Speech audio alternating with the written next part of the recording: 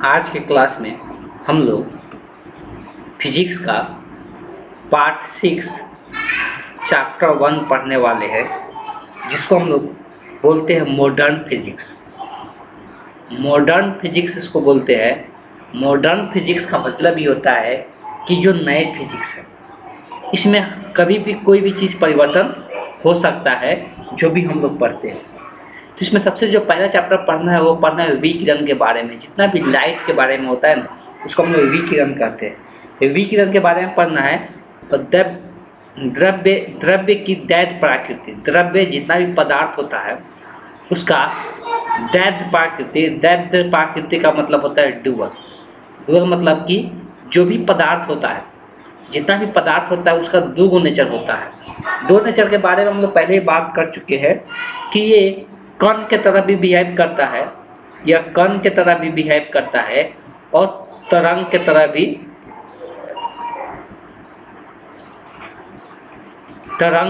Behave करता है।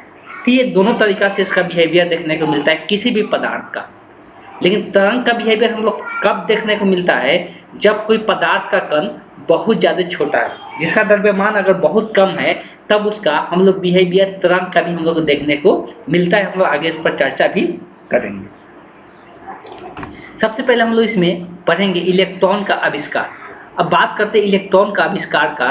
इसके बारे में हम लोग पहले से भी जानते हैं और इस चैप्टर में भी दिया हुआ है। तो हम लोग इस इलेक्ट्रॉन का आविष्कार में ज़्यादा डिटेल में नहीं जाने वाले हैं, थोड़ा बहुत हम लोग चर्चा करेंगे।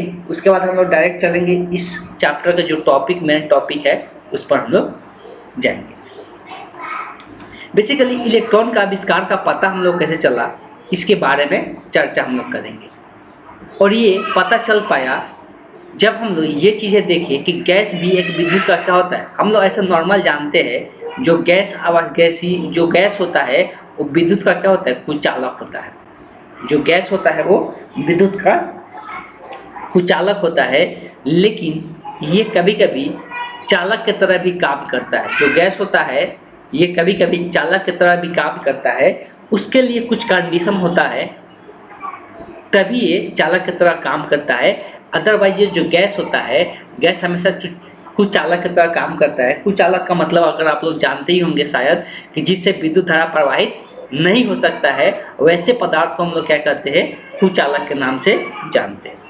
चालक का बात करते हैं तो चालक वैसे पदार्थ को कहते हैं जिससे विद्युत धारा प्रवाहित हो सके, उसको हम लोग चालक पदार्थ कहते हैं। तो वैसे ही हम लोग जानते हैं कि गैस जो होता है, गैस का जो कण होता है उसमें विद्युत का चलन नहीं होता है, इसलिए उसको हम लोग कुचालक कहते हैं। अब जैसे कि हम लोग वातावरण में वायु फैला हुआ है, तो वायु फैला तो अगर यहाँ से अगर विद्युत धारा प्रवाहित हो पाता, तो यहाँ से एक तार जो है बैटरी से कनेक्ट कर दिए, तो यहाँ पर बिना किसी जोड़े यहाँ से धारा प्रवाहित होना चाहिए था, लेकिन ऐसा नहीं होता है। तो हम लोग ये चीज़ें जानते हैं कि जो गैस होता है वो क्या होता है, विद्युत का कुचालक होता है। लेकिन कुछ कंडीशन में ये चालक की तरह काम करने लगता है। तो कैसे काम करता है उसके बारे में हम लोग समझेंगे। जब गैस जो होता है, मान लो कि ये गैस का कण है, मान लेते हैं कि ये सब गैस का कण है। अब इस गैस का अगर दाब बहुत कम कर दे, क्या कर दे, इस गैस का दाब जो है कम कर दे, दाब में कमी कर दे गैस का, और इसके बीच में एक विभवांतर उत्पन्न करे। ये जो विभवांतर उत्पन्न करेंगे, ये विभवांतर ज़्यादा मात्रा में होना चाहिए। विभवांतर क्या होना चाहिए, ज़्यादा होना चाहिए। तभी जाके हम लोग क्या देख सकते हैं कि गैस में भी क्या होता है, विद्युत धारा प्रवाहित होने लगता है। गैस में भी क्या होता है, विद्युत धारा प्रवाहित होने लगता है। तो उसी को हम लोग बोलते हैं कि यहाँ पे जो गैस है वो कैसा काम करना शुरू कर दिया, तो एक चालक की तरह काम करना शुरू कर देता है। तो इसी पर हम लोग आज का चर्चा रखने वाले हैं। तो होता क्या है उसको हम लोग थोड़ा समझेंगे। इस डायग्राम को भी देखते हैं कि हम एक परखनाली लिए।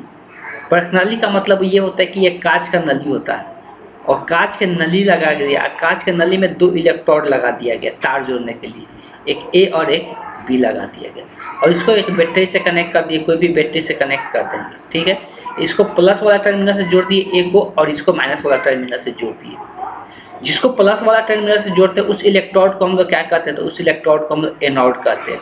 उसको हम लोग एनोड के नाम से जानते हैं। जो जिससे माइनस वाला जोड़ा जाता है उस इलेक्ट्रोड को हम लोग क्या कहते हैं, तो कैथोड के नाम से जानते हैं। उस इलेक्ट्रोड को हम लोग क्या कहते हैं, कैथोड के नाम से जानते हैं।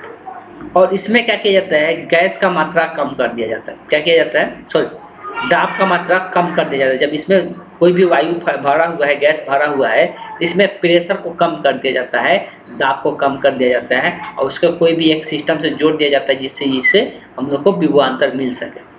अब इसमें गैस है, यहाँ पर विभवांतर उत्पन्न करती। इसमें जितना ज़्यादा गैस, जितना ज़्यादा अगर दाब का बात करेंगे, वो जितना ज़्यादा कम रहेगा उतना ये बेनिफिशियल होता है, उतना आसानी से क्या होता है, ये विद्युत का चालन करना शुरू कर देता है। तो अगर हम लोग यहाँ पर बात करें तो ये विद्युत का चालन करना शुरू कर देता है, तो ये हम लोग इसके लिए यहाँ पे एक विभवांतर उत्पन्न करता है। विभवांतर का मात्रा ज़्यादा होना चाहिए। अब अगर ऊपर में बात करेंगे तो लगभग कितना विभवांतर उत्पन्न करते, 20 किलोवाट का विभवांतर अगर देते, 20 किलोवाट का अगर विभवांतर उत्पन्न कर दे ये दोनों के बीच में, तो इसमें से एक कोई चीज़ का विसर्जन होना शुरू होता है। यहाँ से विद्युत का विसर्जन होने लगता है, जो चमकीला दिखाई देता है। जो इसके जो ग्लास नली लगाए है, ग्लास लगाए है, गिलास के ऊपर टकरा कर चमकते हुए हम लोग को नजर आता है, एक लाइट का ग्लो दिखाई देने लगता है। ऐसा हम लोग को प्रतीत होने लगता है। तो इसका बाद में पता चला कि यहाँ से जो पदार्थ निकल रहा है, जो ग्लो कर रहा है, वो क्या है, तो बाद में पता चला कि वो एक इलेक्ट्रॉन है। क्या हो रहा है, वो इलेक्ट्रॉन यहाँ से बाहर निकल रहा है। इससे यह पता चला, हमको पता है इलेक्ट्रॉन का गति कहाँ से कहाँ होता है, तो इलेक्ट्रॉन का गति हमेशा निगेटिव वाला टर्मिनल से, ये कैथोड से कुछ निकल के इधर जा रहा था, ग्लो कर रहा था। तो बाद में पहले तो समझ में आया नहीं क्या है, लेकिन बाद में पता किया गया तो पता चला कि वो कौन सा पदार्थ है, तो इलेक्ट्रॉन है। कौन सा है, तो इलेक्ट्रॉन है, जो कि सी से ए की ओर जा रहा है और ग्लो कर रहा है, एक लाइट की तरह दिख रहा है। ठीक, इस प्रकार से पता चला कि वो एक इलेक्ट्रॉन है। अब बाद में ये पता चला कि वो जो इलेक्ट्रॉन है उसका द्रव्यमान कितना है, उस पर आवेश कितना है। ये जैसे थॉमसन के द्वारा बताया गया कि E/m का रेशियो इतना देखने को मिला था। ठीक है, ये 1897 में ही ये बता दिया गया था। बाद में बताया गया कि इलेक्ट्रॉन पर जो आवेश होता है 1.6 × 10⁻90 कूलम होता है, जो कि पहले भी हम लोग चर्चा कर चुके हैं। 11वीं क्लास में भी ये सब लिखवाए थे। एक चीज़ हम लोग चर्चा नहीं किए थे कि यहाँ पर जो इलेक्ट्रॉन का ऊर्जा होता है, वो ऊर्जा कैसे हम लोग डोनेट करते हैं, तो उस ऊर्जा को इलेक्ट्रॉन वोल्ट में डोनेट करते हैं। किसमें दिखाते हैं हम लोग, इलेक्ट्रॉन वोल्ट में उस ऊर्जा को हम लोग दर्शाते हैं। जैसे कि हम लोग जानते हैं ऊर्जा जो होता है कार्य करने की क्षमता होता है। ये चीज़ हम लोग पहले से पता है, जो ऊर्जा जो होता है वो कार्य करने की क्षमता होता है। और कार्य करने की क्षमता का फॉर्मूला W बराबर हम लोग जानते हैं Q × V होता है। V जो होता है यहाँ पर क्या होता है, विभवांतर होता है। ये पहले भी हम लोग चर्चा कर चुके हैं कि W बराबर क्या होता है, तो Q × V होता है, और V जो होता है विभवांतर होता है। तो यहाँ से कुछ पॉइंट हम लोग लिख के चलेंगे डॉट करके। सबसे पहले चैप्टर का नाम सभी को लिख लेना है। चैप्टर का नाम लिखने के बाद यहाँ से डॉट करके लिखेंगे इलेक्ट्रॉन द्वारा प्राप्त ऊर्जा। इलेक्ट्रॉन द्वारा जो प्राप्त ऊर्जा होगा, तो ऑब्वियस है कि इस पर इलेक्ट्रॉन पर आवेश कितना होता है, E होता है। अब मान लो कि जो विभवांतर दिए है वो कितना विभवांतर दिए है, V दिए है। ये लिख लेना इलेक्ट्रॉन पर प्राप्त ऊर्जा E × V, और यहाँ पर साइड में नीचे में लिख लेना है जो E होता है वो क्या है, इलेक्ट्रॉन पर आवेश। E क्या है, तो इलेक्ट्रॉन पर आवेश लिखना है, इलेक्ट्रॉन पर आवेश। E जो है इलेक्ट्रॉन पे आवेश है, अब V जो है विभवांतर है। जो इलेक्ट्रॉन को यहाँ पर विभवांतर दिया जा रहा है वो V जो है विभवांतर है। ये चीज़ें पता चल गया। अब ऑब्वियस है कि इलेक्ट्रॉन नली में क्या कर रहा है, गति कर रहा है। तो गति कर रहा है तो उसका कुछ काइनेटिक ऊर्जा भी होगा, गतिज ऊर्जा भी होगा।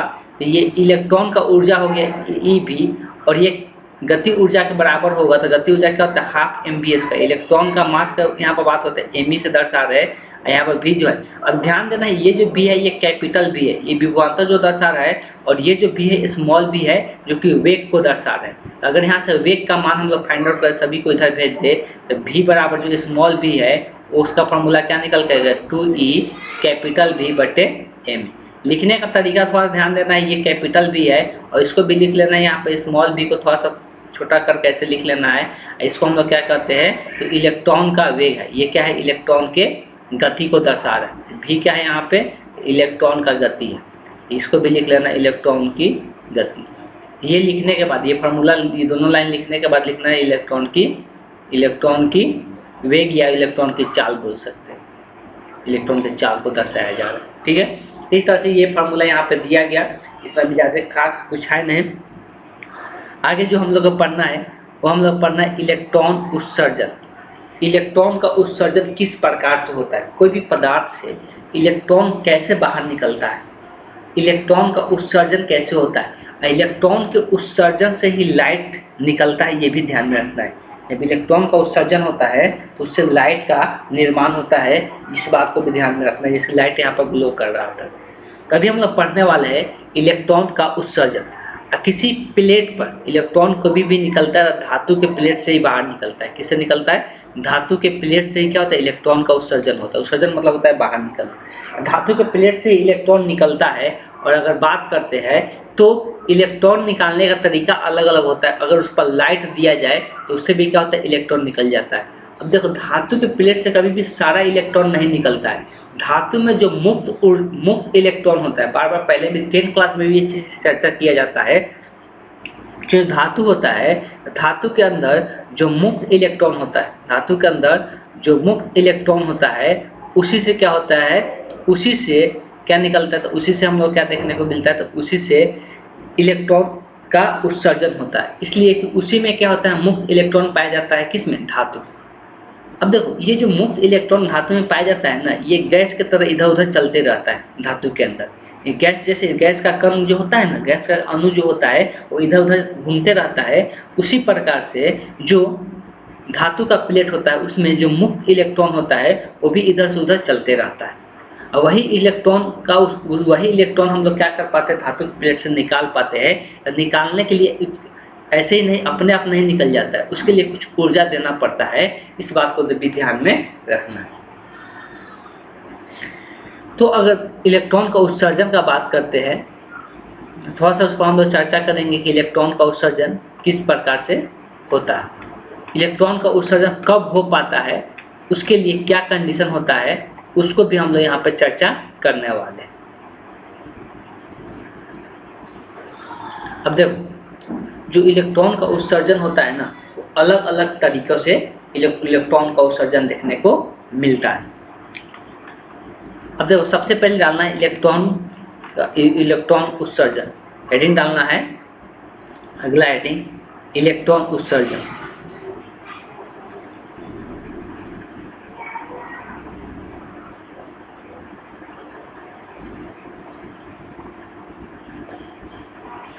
लिखना है, किसी भी चालक पदार्थ से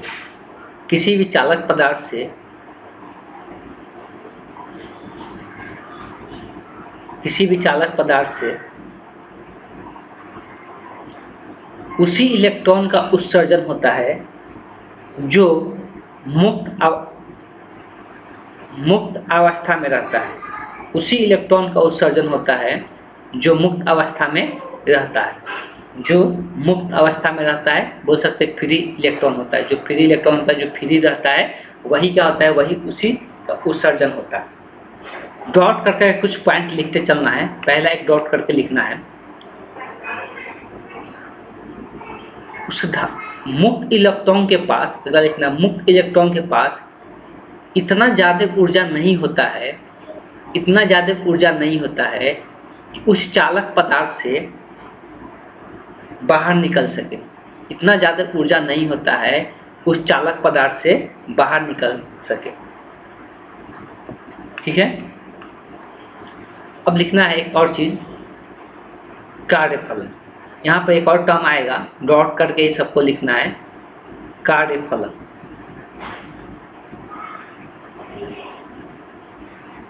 कार्यफलन लिखना है, यह एक प्रकार का ऊर्जा है, यह एक प्रकार का ऊर्जा है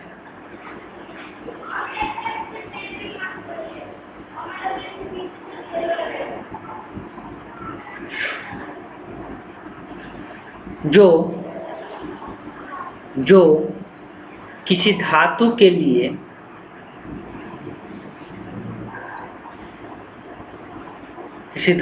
लिए किसी धातु के लिए यह न्यूनतम ऊर्जा है, यह न्यूनतम ऊर्जा है जिससे उस धातु का इलेक्ट्रॉन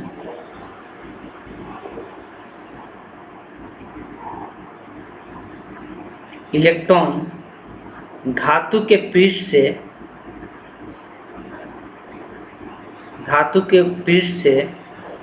बाहर निकल जाता है। वह न्यूनतम ऊर्जा है जिससे धातु के पीठ से इलेक्ट्रॉन धातु के पीठ से बाहर निकल जाता है। तो देखो इसमें बताया क्या जा रहा है कि यह एक ऐसा न्यूनतम ऊर्जा है जिसको इलेक्ट्रॉन को मिलते ही धातु के पीठ से क्या होता है, बाहर निकल जाता है। उसी न्यूनतम ऊर्जा को हम लोग क्या कहते हैं, कार्यफलन कहते हैं। उसी न्यूनतम ऊर्जा को हम लोग क्या कहते हैं, तो कार्यफलन के नाम से जानते हैं। जैसे उस मुक्त इलेक्ट्रॉन को उतना ऊर्जा मिलेगा वो तुरंत उससे क्या हो जाएगा, बाहर निकल जाएगा। धातु से वो क्या हो जाएगा, धातु के पीठ से बाहर निकल जाएगा। तो इसमें अच्छा नीचे में इसमें और लिख लेना, इसे फाई नॉट से व्यक्त किया जाता है। फाई नॉट से व्यक्त किया जाता है। तो यह क्या है, एक न्यूनतम ऊर्जा है। यह क्या है, एक न्यूनतम ऊर्जा है जो धातु के प्लेट से, धातु के सतह से जो मुक्त इलेक्ट्रॉन होता है उसको निकालने के लिए यह एक न्यूनतम ऊर्जा होता है। अगर उसको उतना ऊर्जा मिला तो उससे क्या हो जाता है, बाहर निकल जाता है। ठीक है, क्लियर है।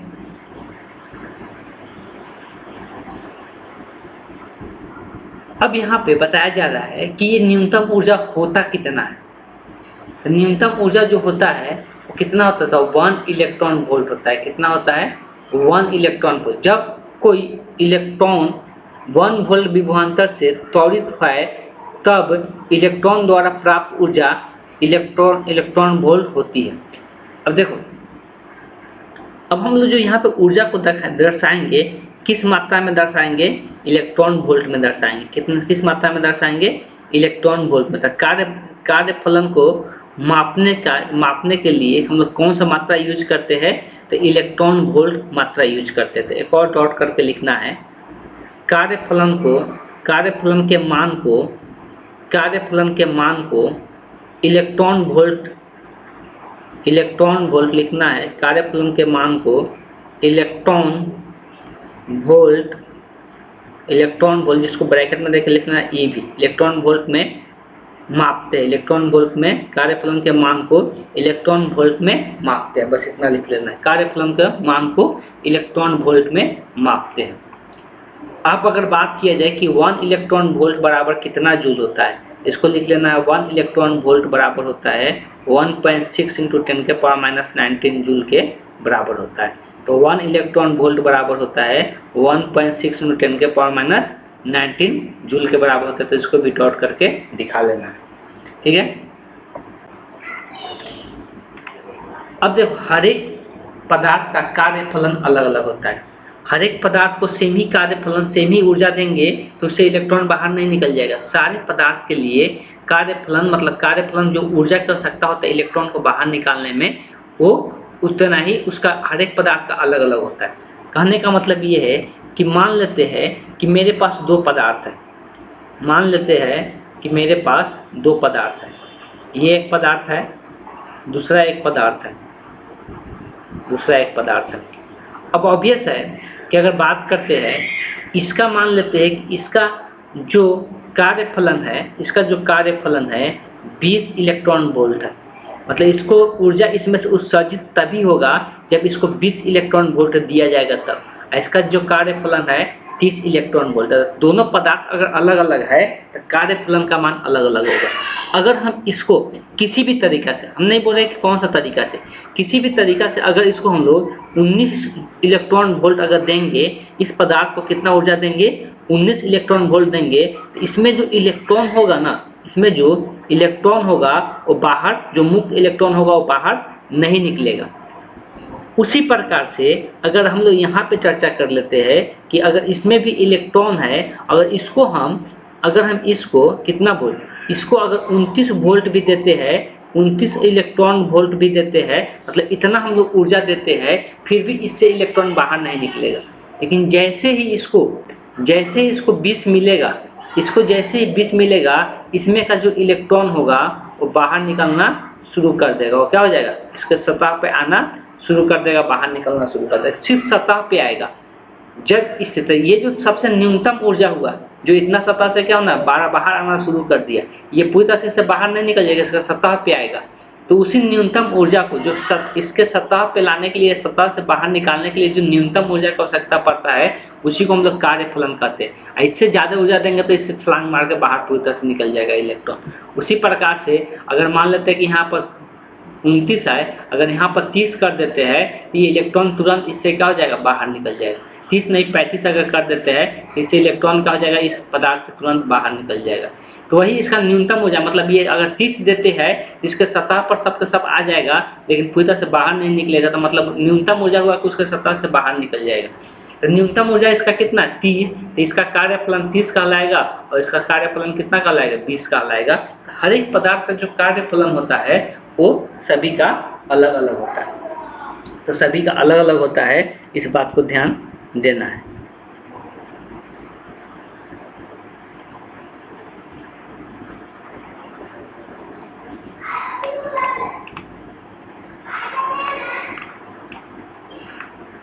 अब जो उत्सर्जन होता है, ये जो उत्सर्जन होता है वो 3 प्रकार का होता है। ये जो उत्सर्जन होता है वो कितने प्रकार का होता है, तो ये 3 प्रकार का होता है। तो सबसे पहला जो होता है कौन सा है, तापायिक उत्सर्जन। सबसे पहला क्या है, तापायिक उत्सर्जन। पहले इसको हम लोग समझते हैं।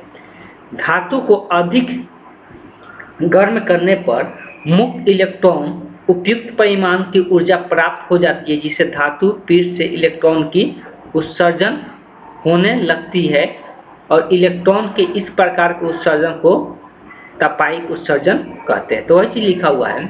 हमें तापायिक उत्सर्जन में क्या होता है, कोई अगर पदार्थ है, अगर कोई पदार्थ है और इस पदार्थ को हम लोग क्या करें, गर्म करें, इस पदार्थ को क्या करें, गर्म करें। तो अगर इस पदार्थ को हम गर्म करेंगे, लौ देंगे, इस पदार्थ को अगर गर्म करना शुरू कर देंगे, तो जैसे इस पदार्थ को गर्म करेंगे उस केस में इसका इलेक्ट्रॉन क्या होने लगेगा, बाहर निकलने लगेगा। इसका इलेक्ट्रॉन जो होगा इसमें ये क्या होने लगेगा, बाहर निकलने लगेगा। इस प्रकार के इलेक्ट्रॉन के उत्सर्जन को हम लोग क्या कहते हैं, तापायिक उत्सर्जन कहते हैं। बुक अगर होगा, सभी लोग देख सकता है, यहाँ पे थोड़ा सा दिक्कत हो चुका है कि जो ये जो PDF है ये कट चुका है, वीडियो में पूरा नहीं आया है, इसलिए हम बोलना चाहेंगे कि इसका जिसके पास अगर बुक होगा वो यहाँ से स्टार्ट करके तापायिक उत्सर्जन कहते हैं तक लिख लेना है, पूरा नहीं लिखना है। यहाँ पर तापायिक उत्सर्जन है ना, तापायिक उत्सर्जन इसमें लिख लेना है, कहते हैं, तापायिक उत्सर्जन कहते हैं। जब इस प्रकार का उत्सर्जन होता है तब।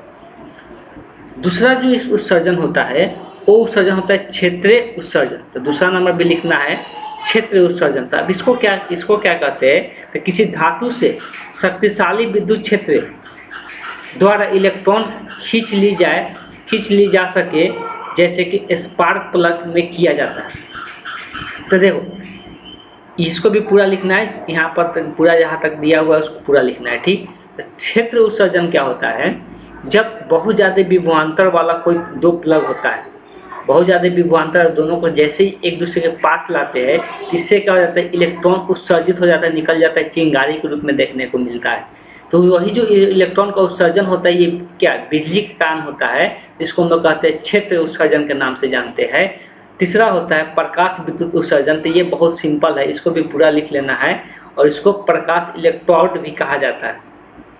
इसमें क्या होता है, कोई अगर धातु के पदार्थ है, अगर कोई धातु के पदार्थ है, तो इसको इस पर क्या किया जाता है, प्रकाश के लाइट दिया जाता है। क्या किया जाता है, मान लो कि यहाँ पर सूर्य है, तो सूर्य से अगर इस पर प्रकाश के लाइट पड़ता है, सूर्य से अगर इस पर प्रकाश की लाइट पड़ता है, तो प्रकाश के लाइट पड़ने के कारण इससे जो इलेक्ट्रॉन होता है वो क्या होने लगता है, उत्सर्जित होने लगता है। इसको प्रकाश विद्युत उत्सर्जन के नाम से हम लोग जानते हैं।